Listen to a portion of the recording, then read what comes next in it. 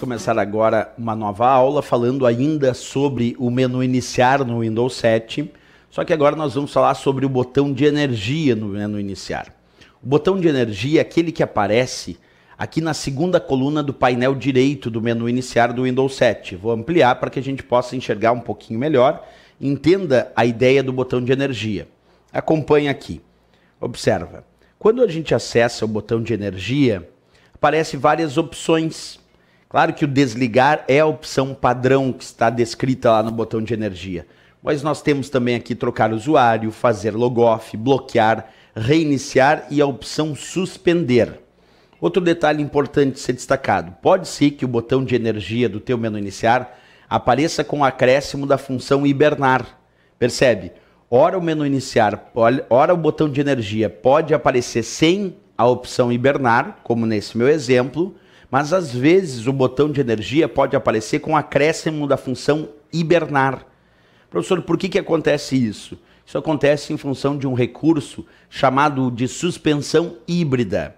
Se a suspensão híbrida estiver ativada no teu Windows, lá nas opções de energia do painel de controle, a opção hibernar não aparece. Então, só para observar, tu imagina que eu entro no painel de controle, acesso opções de energia e lá nas configurações avançadas eu vou desativar suspensão híbrida. Quando eu desativar a suspensão híbrida, aí aparece o hibernar. Se estiver desativado a suspensão híbrida, aparece o hibernar.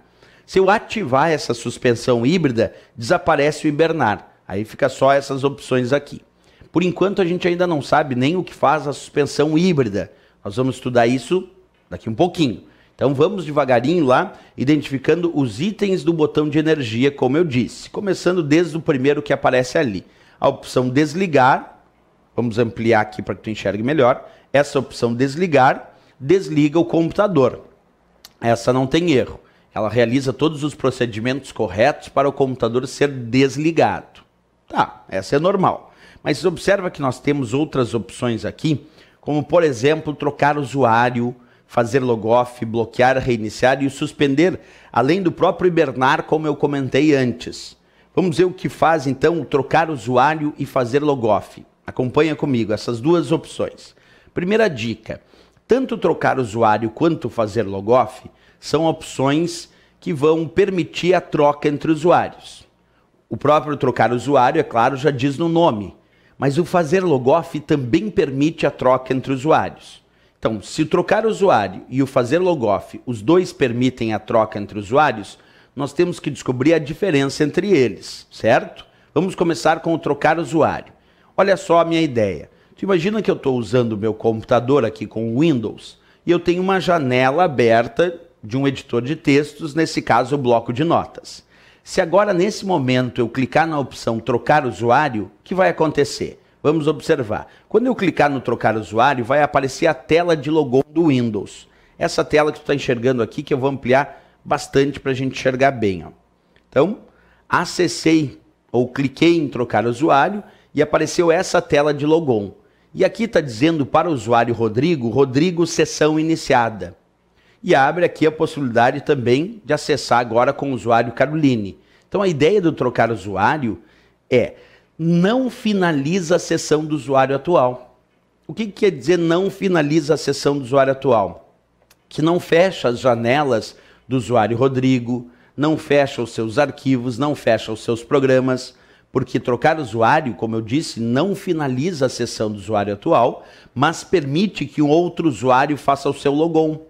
Não finalizar a sessão do usuário atual é indicar que aquela janela do bloco de notas com aquele arquivo que estava aberto permanece lá, aberta. Repetindo então, não fecha os meus programas, não finaliza as minhas janelas, não fecha os meus arquivos, porque trocar usuário não finaliza a sessão do usuário atual, como está descrito aqui para o usuário Rodrigo. Está dito lá, Rodrigo, sessão iniciada.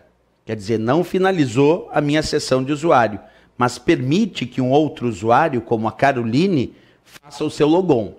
Se agora eu clicar no meu nome de usuário de novo, digitar minha senha, eu volto para o sistema e tu vai perceber que continua lá minha janela do bloco de notas, com aquele arquivo em edição aberto. Acompanha comigo ali, ó.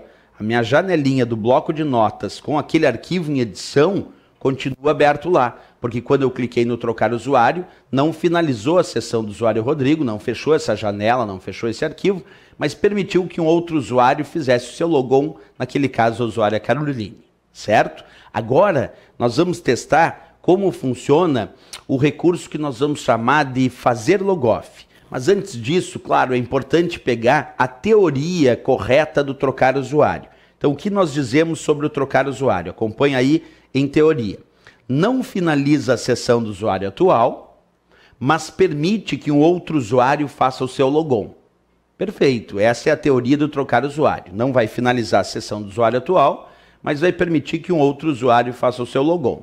Agora, como é que a gente entende, então, a teoria do fazer logoff? Olha a imagem para mim.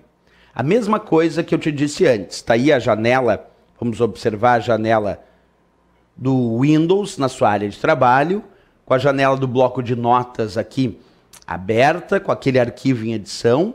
E agora, em vez de escolher o trocar usuário, eu quero escolher a opção fazer logoff lá do botão de energia.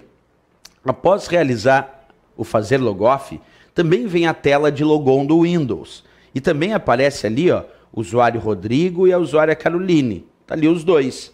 Mas percebe que agora não está escrito Rodrigo, sessão iniciada. Não está. Só está escrito Rodrigo e Caroline. Está ali. Só essa descrição. Não aparece escrito Rodrigo, sessão iniciada. Por quê? Porque quando tu clica no fazer logoff, ele não finaliza ou finaliza a sessão do usuário atual?